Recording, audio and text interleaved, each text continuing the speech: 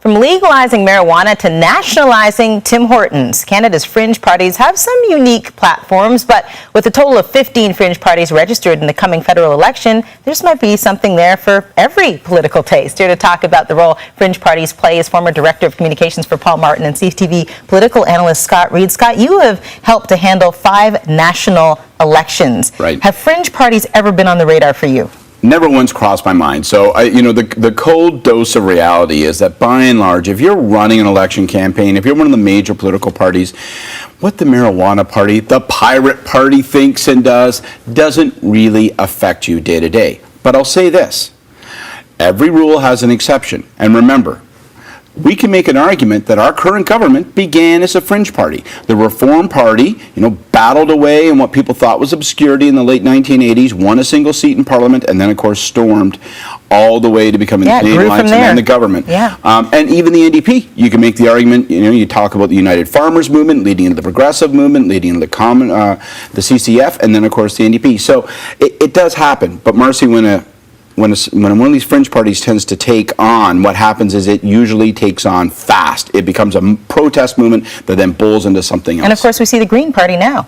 And that's another great example. I mean, they were regarded as fringe, 2, 3, 4 elections ago. Now they've got a legitimate leader, they've got a legitimate platform, and there's a lot more interest and engagement in their party platform. So it does happen. But you know what? If you're running the marijuana party, you're never going to be prime minister. You might be happy, but you're not going to be prime minister.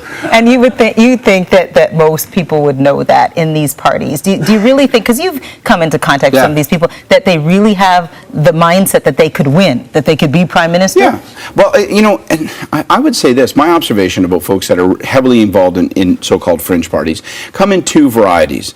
And on the one hand, it's the best that you get in the democratic process, because they are people who are conscious of the fact that they're not going to win, but they're dedicated anyway, and they're dedicated to having their voice, to having their say, and they're dedicated to the democratic process in almost the purest possible way.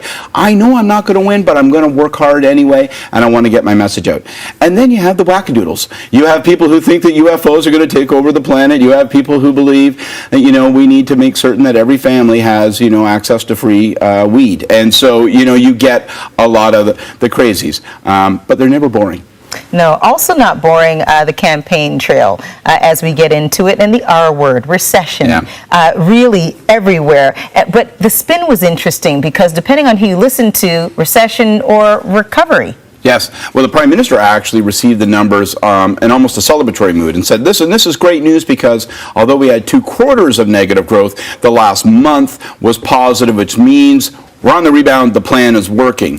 Of course, the other parties this tells you the plan isn't working. I think the most interesting thing about this is really that there's a risk here, I think, for the Conservatives. And how so? Well, it's extraordinary. I do not envy the position the government's in right now. It's extraordinarily difficult to find the right balance between saying to people, it's not as bad as you think, but on the other hand, not looking like you don't get it. So if you're Stephen Harper, you can't look jubilant when people see that there are layoffs out west, when we know that the price of oil is below $50 a barrel, when we know that people are hurting. So you can't say, hey, spike the football, everything's hunky-dory, but on the same hand, you've got to try to talk things up and demonstrate that you are, in fact, leading the way. For the opposition parties, super interesting. They're not just ganging up on the government, they're ganging up on each other. And we are seeing on this core issue of what to do next, every party has a different prescription. And that, I think, is actually what October 19th will come down to. Yeah, a different vision. It was interesting to see, on the recession news that, Mr. Harper was saying, well, listen, in June, there was a bit of an uptake. Yeah. We're on the right track. And it's really just one sector that's the cause of all this, the oil sector and what's happening. The other party is quick to point out, no, we've got issues in a whole bunch of different sectors. Yeah, and I think the government has to be a little bit more careful in its messaging, and particularly when it says, well, let's wait and see those July numbers. You don't want to gamble your election on a statistic, and these statistics get revised. I mean, we saw in this one, it revised the number down for the first quarter. So you don't want to gamble your electoral future on what Stats Can is going to tell you in a month or a month and a half from now. I think ultimately, though, Canadians are less interested in where have we been than they are in where are we going. And so at the end of the day, this is going to be a fight. Stephen Harper says stick with the plan. It's working. It's a relative relatively isolated situation. There are some economists who back them up on that. The NDP are saying time for change. The Liberals say not only is it time for change, but we want to go in a completely different direction. We got to jolt this economy out of recession. We have to stimulate like we did in 2008.